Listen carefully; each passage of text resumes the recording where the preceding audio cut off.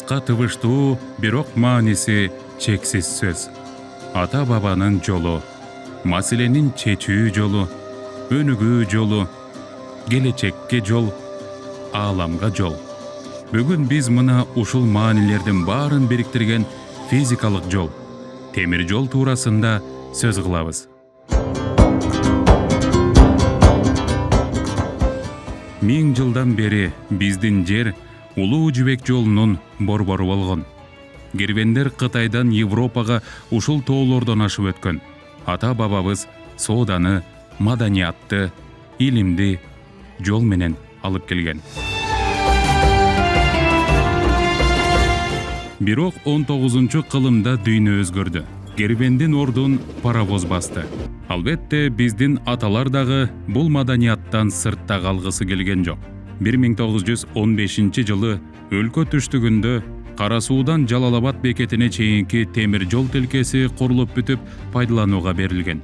Ошол эле мезгилде өлкөнүн түндүгүндө Түркстан Сибир темир жолун куруу иштери жүрүп жаткан. Анын алкагында Луговая Пишпек тилкеси салынып, 1924 жылдын 8 августунда Пишпекке эң алгачкы поезд келген.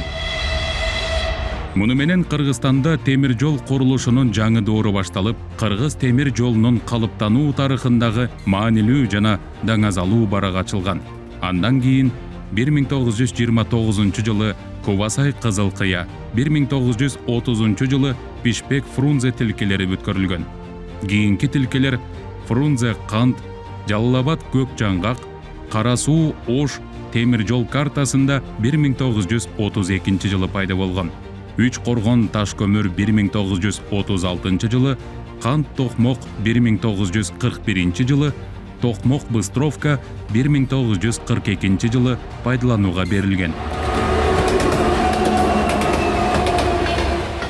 Көрүп турганыңыздай, ар бир тилкенин артында так бир максат турган. Түштүктөгү Жалал-Абад Көк Жаңгак, Кубасай Кызыл Кыя, Үч Коргон таш көмүрү.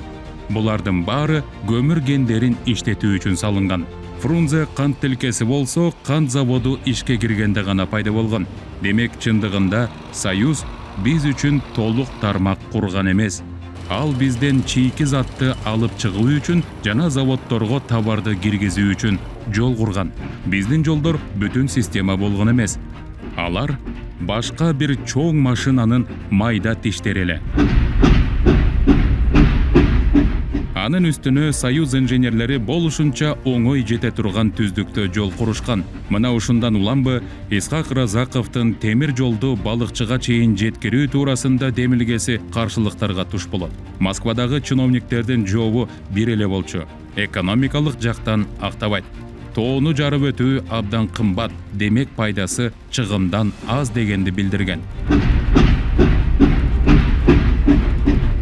Ошол кезде республиканы жетектеп турган Исхак Разаков бул жооп менен макул болуп отуруп калган жок. Ал Москвага бир нече жолу барып, Ысык көлдүн туристтик, энергетикалык, айыл чарба потенциалын далилдеди.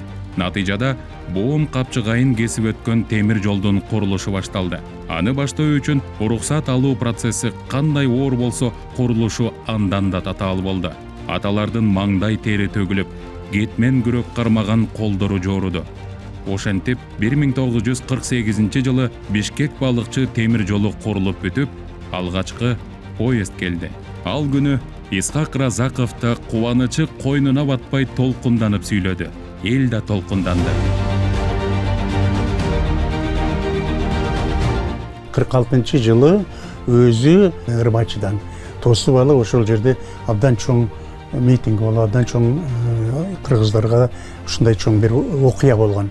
Мына мен айткандай, идея деген көп болот. Идеяны бардыгы берет. Асан да, Үсөн да, Тешебай, Балтабайлардын бардыгы берет. Бирок идеяны ишке ашырган гана адам тарыхта калат. Мына мисалы үчүн азыркы күндө ошол Рыбачы, Кочкор, анан дагы неме, мүмкүн Кудай буйруса Кытай, Өзбекстан, Кыргызстан, Өзбекстан темир жолу ошого чейин уланып калса, ушунун башталышында албетте президент Садыр Нуркожоевич турган болот дагы. Идеяны ишке ашырган адам тарыхта калат.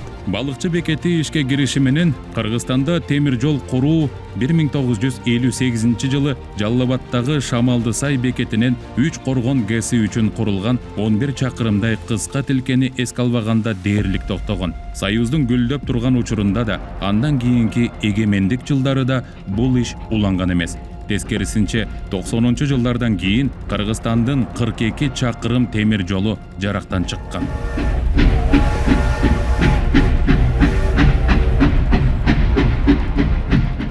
Бизде темир жол куруу тармагы токтоп калган менен дүйнө жүзү бир орунда турган жок. Айрыкча кошуна турган Кытай мамлекети акыркы 70 жылда 140 000 чакырымдан ашык темир жол салып, дүйнөдөгү бардык темир жол курулуштарынын 90% үлүшүн ээледи. Бир кезде чыгыш менен батышты бириктирген Улуу Жибек жолунда автомобиль жолу чоң атаандаштык жарата алган жок. Анткени жүктүү темир жол менен ташуу алда канча арзан жана коопсуз болгондуктан Кытай менен дүйнөнүн эбегейсиз соода алакасынын басымдуу бөлүгү бизди кыйгап өттү. Кытай, Кыргызстан, Өзбекстан темир жолун куруу боюнча демилге көтөрүлгөн менен ал ишке ашпай келди.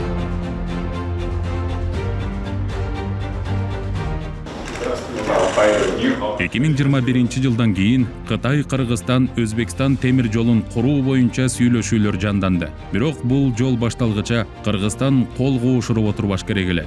Ошентип 2022 жылы алгачкы кыймыл башталып, балыкчы Кочкор темир жолун мамлекет өз күчү менен кура баштады. Бир кезде Исхак Разаков өжөрлүгү менен балыкчыга жеткирген темир жолду Садыр Жапаров Кочкорго жеткирди. О жерден жардам бере калайын. Оңго берип эле токтоп. Чоң ийгилик майда кадамдардан жаралат. Акча жок дебестен, коркпостон баштаган майда кадамдын аркасынан ири долбоорда ишке ашмай болду. Биз балыкчы Кочкор темир жолун куруп бүтө электе эле иш оңунан чыгып, Кытай, Кыргызстан, Өзбекстан темир жолунун курулушу башталып калды. Демек, Кочкордон ары Жумгалга, андан ары Казарманга чейин темир жол жетсе, ага чейин Кытай, Кыргызстан, Өзбекстан темир жолу бүтүп калса, өлкөнүн түндүгү менен түштүгү темир жол аркылуу биригип калышы эми куруу кыял эмес, реалдуу так максатка айланды. Алматанын архивинде ошо бир маалыматты кездештиргемде 1905-6 жылдары ал убакта түндүк менен түштүктүн ортосунда араба жол дагы жок болчу. Анан ошол мезгилдеги инженерлер бүт Кыргызстандын ашууларын бир сыйра кыдырып, бул жактан Ашмара суусунан баштап, бул жактан Боом Капчагына чейин бүт баардыгын изилдеп келип, келечектеги ушундай бир араба жолун мына Шамшы ашуусу аркылуу Кочкор өрөөнү, андан Жумгал, андан кийин Тогуз Тор аркылуу Ферган өрөөнүнө өткөрсө болот деген бир жыйынтыгын чыгарганда эң ыңгайлуу жол деп. Бул бүгүнкү күндө мына автожол салынды. Анан ошол 1905-6 жылдары ошол эле инженерлер, орус инженерлери бул жол келечекте түндүк менен түштүктү байланыштырган темир жол курганга дагы жакшы деген өзүнүн бир кыялын айтканда, ошол кыялдар мына 120 жыл мурда айтылган кыялдар бүгүн ишке ашып атат. Темир жол салуу оңой эмес. Өзгөчө 90%дан ашык тоо басып жаткан Кыргызстанда бул ого бетер кыйынчылык менен коштолоору турган иш. Анткен менен тоону тешип өткөн жагынан, аскалардын башына асма жолдорду курган жагынан дүйнөнү таң калтырып турган Кытай инженерлери тажрыйбасы чоң. Анын үстүнө биз 70 жылдан бери биринчи жолу 63 чакырым темир жол куруп жатсак, алар жылына орто эсеп менен 3000 чакырым темир жолду ар кандай технология менен салып жатат. Мындайча алганда, Бишкектен дээрлик Москвага чейинки темир жолду бир жылда куруп жатат. Ушундай кубаттуу тажрыйбасы мол өлкөнүн инженерлерине ишенип, ишти тапшырбаганда кимге тапшырмак элек?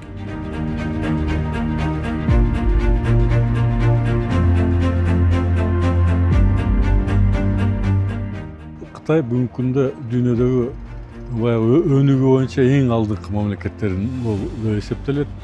Өзгөчө экономикасы, анан жаңы технологиялар абдан чоң ийгиликтерге жетишти.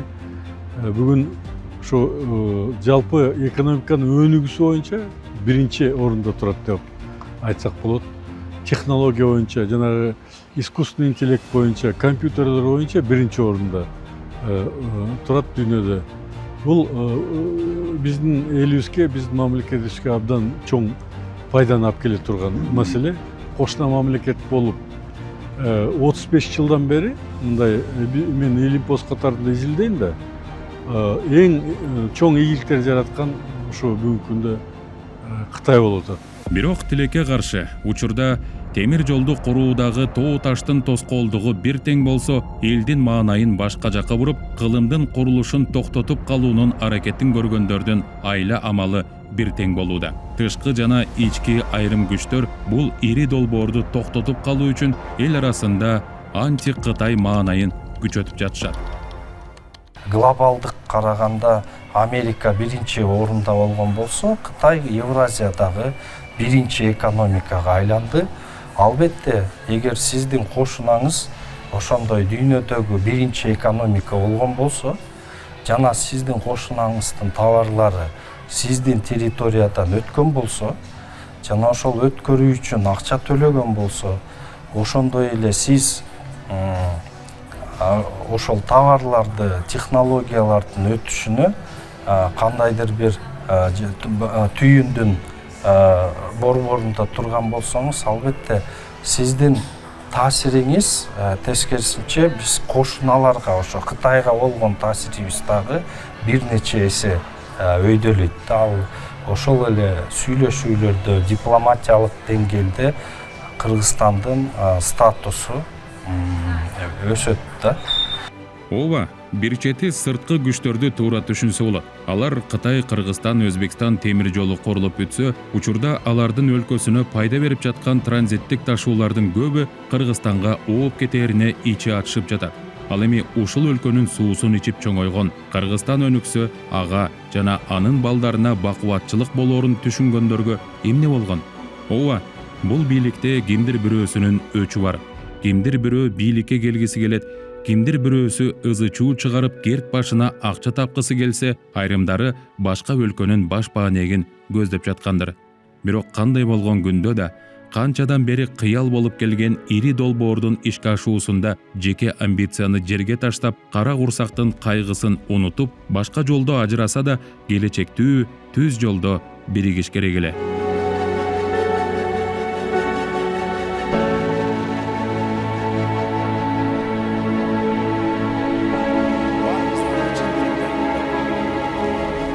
Эли колдоп турса, эр адам тоону томкорот дейт кыргызда. Анысы сыңарындай сырткы душмандардын жана иштен чыккан ири жылаандарга көңүл буруп, алардын жетегине кирбей, жалпы эл колдоп турса, Кытай, Кыргызстан, Өзбекстан темир жолу курулуп бүткөн соң, жылына бери дегенде транзиттен $500 миллион түшүп турат. Бул деген жылына 500 бала бакча, 300 мектеп, 500 чакырым эл аралык маанидеги жолдун курулушунун каражаты дегенди түшүндүрөт. Андан тышкары миңдеген адамдар жумуш менен камсыз болот. Кытайдын сансыз товарын дүйнөгө сатуучулардын иши дагы жүрүшөт. Логистикалык борборлор курулат. Мына ошондуктан бул долбоорду президент Садыр Жапаров Кумтөрдөн ашкан ген байлык деп атады. Анткени Кумтөрдүн алтыны бир күнү түгөнөт. Ал эми темир жол кылымдар бою киреше алып келет. Анан да жакшы тилек бар. Бүгүн Кытай инженерлери менен биргеликте эң кыйын участкаларда темир жол салууга катышкан Кыргыздан дүйнөнүн башка өлкөлөрүнө барып жол салчу инженерлер чыгат. Ушунун баары элдин биримдигинен көз каранды.